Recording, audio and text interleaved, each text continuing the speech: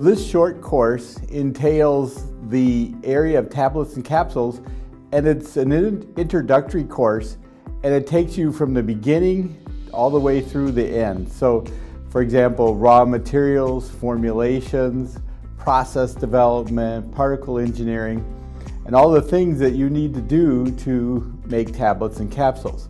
So the structure of the course is that in the morning we have lectures that cover the materials, and then in the afternoon that lecture material is demonstrated by lab exercises. Some of the labs are hands-on, so you'll actually get to make tablets and capsules and do granulations and things. So it's a combination of academic, didactic, lecture, and then hands-on practical experience.